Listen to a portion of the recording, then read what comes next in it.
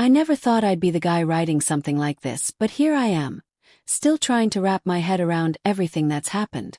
It's like I woke up one day and found myself in a nightmare I couldn't escape. My girlfriend and I had been together for 4 years. We met in college, hit it off fast, and before long we were practically inseparable. 2 years ago we moved in together. Our lives felt intertwined in every way. Daily routines, shared finances, inside jokes, long talks about the future. We used to talk about marriage and kids, about growing old together. I genuinely believed we were solid. But everything changed in a single night.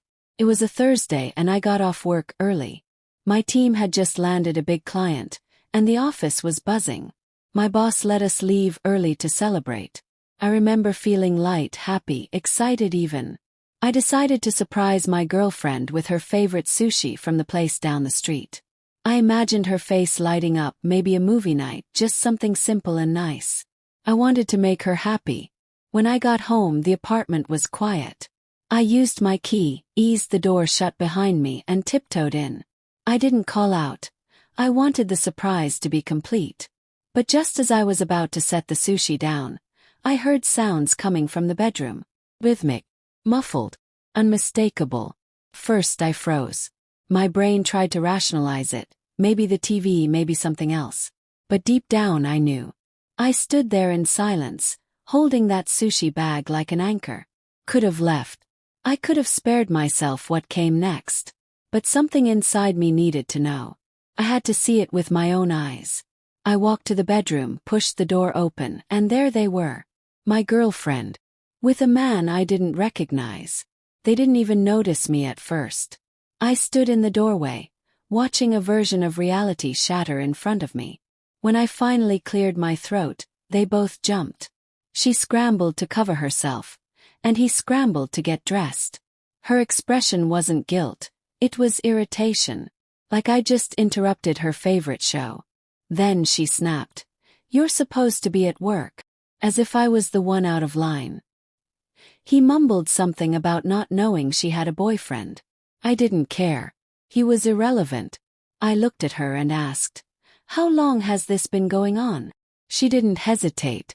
"It was just once. Get over it." Then she rolled her eyes and said the one thing I'll never forget. "He's better in bed anyway." I didn't yell. I didn't cry. I just felt hollow. Like the floor had opened under me and I was falling.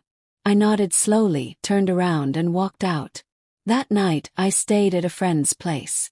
I turned off my phone and stared at the ceiling until dawn, numb and disoriented. But by morning clarity kicked in. I couldn't fix what she broke. I couldn't make sense of her cruelty. But I could take control of what came next. I called out of work and took a personal day. Then I contacted our landlord. The lease was in my name only, something I used to see as a burden, but now it gave me power. I explained the situation and requested early termination. There was a clause that allowed it with a fee equal to 1 month's rent. Paid it immediately. Then I called every utility company, electricity, internet, water, and scheduled disconnection. I removed her from my credit card. She'd been using it behind my back and that was over. Around 4 p.m. I turned my phone on briefly. 17 missed calls. 36 texts. 9 voicemails. I didn't read or listen to any of them. Instead I messaged my buddy and asked to crash for a few more days. He said yes, no questions asked. That evening while she was at yoga, I went back to pack my things. I moved fast. I left my key on the counter with a note. Lease ends in 30 days. Utilities off. Good luck. Just as I pulled out, her car pulled in. Our eyes met for a moment. Hers confused, mine empty. I didn't stop. The next morning I woke to 43 emails from her. They ranged from furious rants to desperate pleas. She couldn't shower, couldn't stream Netflix, couldn't order food.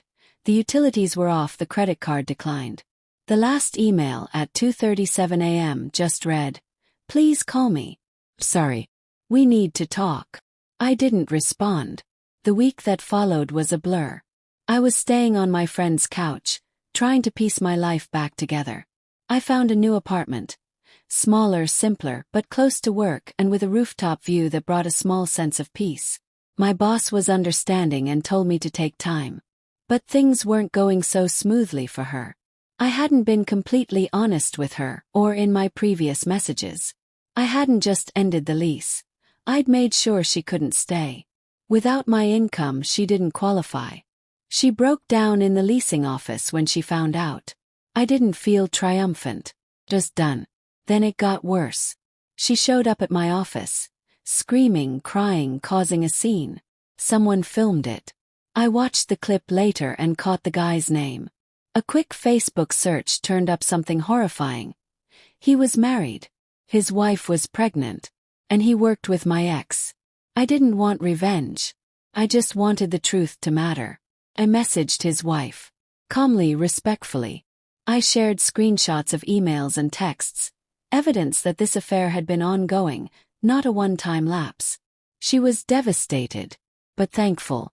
That lit a fire I didn't expect. The next day my ex called me 19 times. I finally answered. She screamed that I'd ruined her life. "Do you know what you've done?" she sobbed. I said quietly. "You made your choices." Then came the begging. Could she move back in? Could I restore the utilities? Could I lie to the guy's wife and boss and make it all go away? Well, she sent me a list of demands by email. Rent, utilities, credit card access, a reference to help her keep her job. I didn't answer. I wasn't her safety net anymore. A few days later her sister, who I'd always gotten along with, called.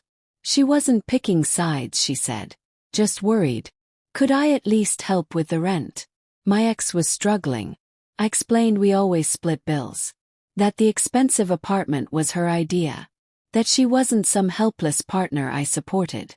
Her sister went quiet, then later texted to apologize. Apparently, my ex had told everyone I paid for everything. Another lie unraveling. Then came the final storm.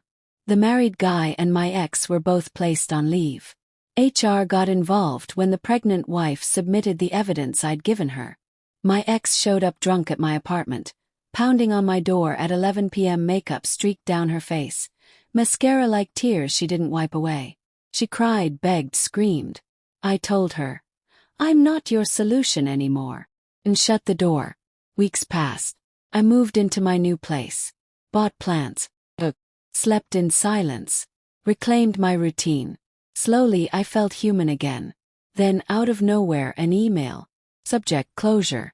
I hesitated. But I read it. It wasn't an excuse. It was an admission. She confessed to everything. The lies, the manipulation, the way she leaned on me while sneaking around behind my back. She said therapy had forced her to confront who she really was. She didn't expect forgiveness. Just wanted to be honest. Thought for a few days. Then wrote back. "Thank you for the apology. I wish you well in your journey forward." That was it. That was the closure I needed. I haven't heard from her since. Through friends, I know she's still living with her sister. The guy's wife followed through with the divorce. Their baby was born last week. As for me, got a promotion. I've started dating again, casually, nothing serious yet. But I met someone interesting at a party recently. We talked for hours. We've got dinner plans tomorrow. I'm nervous. But this time it's the good kind.